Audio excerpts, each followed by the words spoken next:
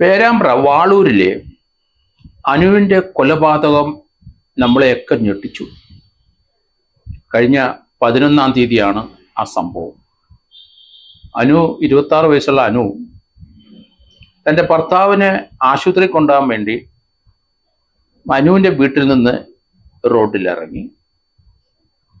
ഭർത്താവിന് ഒരു 2 കിലോമീറ്റർ അപ്പുറത്ത് ഹോസ്പിറ്റലിൽ പോകാൻ വേണ്ടി ഇറങ്ങി നിൽക്കുന്നു. നീ പെട്ടെന്ന് വാ. ധൃതിയില് അനു നടന്നു പോയപ്പം ആ വഴിയിലൊരു ബൈക്കുകാരൻ വന്നു. എന്താ ധൃതിയിൽ എങ്ങോട്ട് പോകുന്നത്? ഭർത്താവ് അവിടെ നിൽക്കുകയാണ്, 2 കിലോമീറ്റർ അകലെയാണ്. അത് പെട്ടെന്ന് നടന്നു പോകുന്നത്. ഞാൻ വിട്ടേക്കാം. സാധാരണഗതിയിൽ നമ്മുടെ ആവശ്യമാണ്, അത്യാവശ്യമാണ്. ഭർത്താവ് സുഖമില്ലാത്ത ആളാണ്, റോഡിലിറങ്ങി നിൽക്കുകയാണ്, എത്രയും പെട്ടെന്ന് അവിടെ പോകണം. ഗ്രാമീണമായ മേഖലയിൽ മറ്റു വാഹനങ്ങൾ കിട്ടാനായിട്ട് ഒരു രക്ഷയുമില്ല. അനു ആ ശുദ്ധഗതിക്കാരി ശരി എന്നെ അന്ന് അവിടെ നിന്ന് വിട്, നല്ല മനുഷ്യനാണല്ലോ എന്ന് പറഞ്ഞ് പുറകിൽ കയറി. കുറച്ച് നിർവിജനമായ സ്ഥലത്ത് നിന്ന് കഴിഞ്ഞപ്പം ഇയാള് ബൈക്കിൽ നിന്ന് അവരെ തള്ളി അവിടുത്തെ തോട്ടിലിട്ട് പുറകെ ചാടി അനുവിനെ തലക്കിട്ടടിച്ചിട്ടുണ്ടാവണം. അവിടെ വെള്ളത്തില് മുട്ടിൻ്റെ അത്രം പോലും വെള്ളമില്ലാത്ത അവിടെ വെള്ളത്തിൽ താഴ്ത്തി ചവിട്ടിപ്പിടിച്ച് വെള്ളം കുടിച്ച് മരിച്ചു. ഏതായാലും അനുവിനെ കണ്ടില്ല. പോലീസ് സ്റ്റേഷനിൽ പരാതിയായി. എന്തായാലും എല്ലാവരും അന്വേഷിച്ചു. അനുവിൻ്റെ മൃതദേഹം കണ്ടെത്തി. പോലീസ് കൃത്യമായി പേരാമ്പ്ര പോലീസ് അന്വേഷിച്ചു. CCTV ദൃശ്യങ്ങളൊക്കെ നോക്കി. അപ്പോൾ ഒരാൾ ബൈക്കിൽ പോകുന്ന സംശയിച്ചു. ആ ബൈക്കിൻ്റെ പുറകിലാണ് അനു കയറിയത്. ചുവന്ന ബൈക്കാണ്. അയാൾ ഹെൽമെറ്റ് വെച്ചിട്ടുണ്ട്, കണ്ണാടി വെച്ചിട്ടുണ്ട്, ഗ്ലൗസ് ഉണ്ട്, കോട്ട് ഇട്ടിട്ടുണ്ട്. ആളെ തിരിച്ചറിയാൻ ഒരു മാർഗവുമില്ല. ഏതായാലും അത് ചുറ്റി അന്വേഷണം നടന്നു. ഇതേ മോഡസ് ഓപ്പറാണ്ടിയിൽ ഇതേ രീതിയിൽ ഒരു കൊലപാതകം, ശ്രമം, റേപ്പ് അത് അവിടെ കൊണ്ടോട്ടിക്കടുത്ത് നടന്നിരുന്നു. അത് ചുറ്റി പോലീസ് അന്വേഷിച്ചു. ഇത് മുജീബ് റഹ്മാനാണ് കൊണ്ടോട്ടിയിലുള്ള. അയാളെ അന്വേഷിച്ചിട്ട് കണ്ടെത്തിയില്ല. 55ഓളം കേസുകൾ ചെയ്ത ആളാണ്. സ്ഥിരം മോഷ്ടാവ്, പിടിച്ചുപറി, റേപ്പ്, അതോടൊപ്പം തന്നെ വാഹനമോഷണം നടത്തി അന്യ സംസ്ഥാനത്തെ വിൽക്കുന്നയാള്. കഴിഞ്ഞ ദിവസം ഏറ്റവും അവസാനം ചെയ്ത ക്രൂരകൃത്യം, വന്യവയോധികയായ ഒരു ഹോട്ടൽ ജീവനക്കാരി പോകുമ്പോൾ അവരെ ഒരു ഓട്ടോറിക്ഷയിൽ പിടിച്ചു കയറ്റി അവരെ കാലും കൈയും കെട്ടി വാ മൂടി ആ വന്യവയോധികയെ ഓട്ടോറിക്ഷയ്ക്കകത്തിട്ട് അയാൾ റേപ്പ് ചെയ്തു. ഇതിനെ പോലീസ് അന്വേഷണം നടത്തി. ഇയാളെ അറസ്റ്റ് ചെയ്തു. ഇയാളെ ഏകദേശം 1.5 വർഷം റിമാൻഡിൽ കിടന്നു. അതിനുശേഷം ജാമ്യത്തിൽ ഇറങ്ങി. 55ഓളം കേസുകൾ ചെയ്ത വ്യക്തിയാണ്. യഥേഷ്ടം കേരളത്തിൽ കൂടെ നടക്കുകയാണ്. ഇങ്ങനെയുള്ള ഒരാളെ സമൂഹത്തിന് ആവശ്യമില്ല, അയാളുടെ വീട്ടുകാർക്ക് ആവശ്യമില്ല. ഇയാൾ സമൂഹത്തിന് ദുഷ്ടപ്രവൃത്തി ചെയ്യുന്ന ആളാണ്. ഇപ്പൊ സംഭവിച്ചിരിക്കുന്നത് അത് തന്നെ. ഇവൻ യഥേഷ്ടം കറങ്ങി നടക്കാനും ഒക്കെ സൗകര്യം. ഇത്രയും കേസുണ്ടായിട്ടും ഒരു കേസിനകത്ത് പോലും ശിക്ഷ വാങ്ങിച്ചിട്ടില്ല. ഇയാളുടെ കേസുകൾ അന്വേഷിച്ച ചാർജ് ഷീറ്റ് കൊടുത്ത ഉദ്യോഗസ്ഥന്മാരെ പിടിപ്പുകേട് തന്നെ. ഒന്നിൽ കൂടുതൽ 2-3 കേസുകൾ പ്രതിയായ ഒരാളെ തീർച്ചയായിട്ടും അയാൾ ആ കേസ് ശിക്ഷിപ്പിച്ച് ജയിലിലിടും. ഞങ്ങളൊക്കെ അങ്ങനെയാണ് ശീലിച്ചു വന്നിട്ടുള്ളത്. 55 കേസുള്ളവനെ യഥേഷ്ടം സമൂഹത്തിൽ ഇറങ്ങി നടക്കുന്നതെന്ന് പറയുമ്പം നമ്മളെ പോലുള്ളവരെ അത്ഭുതപ്പെടുത്തുന്നു. അത് പാടില്ല.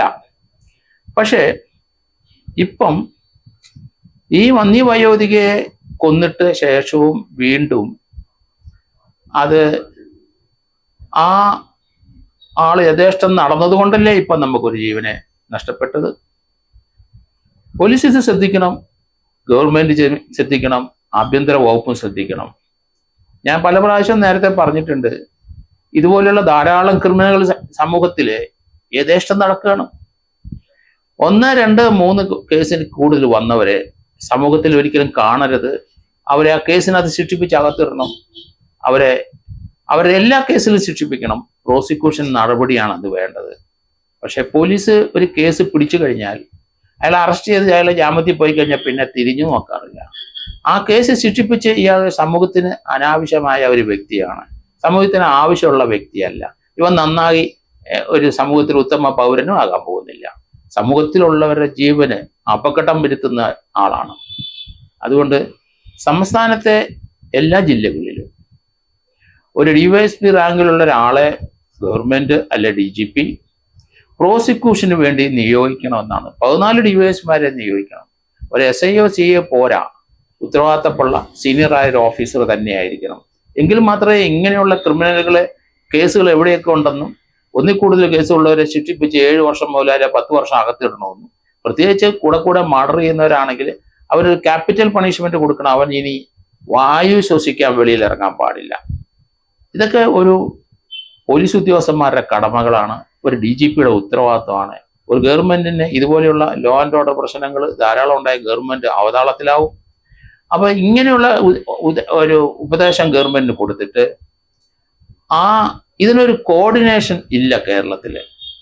യഥേഷ്ടം ഇവരെല്ലാം ഓരോ സ്ഥലത്തും ഓരോ ജില്ലകളിൽ പോയി അവർ കേസ് നടത്തി അതിനുശേഷം അവരുടെ സ്വന്തം ജില്ലയിൽ വന്ന് ഒളിച്ച് താമസിക്കുകയാണ്.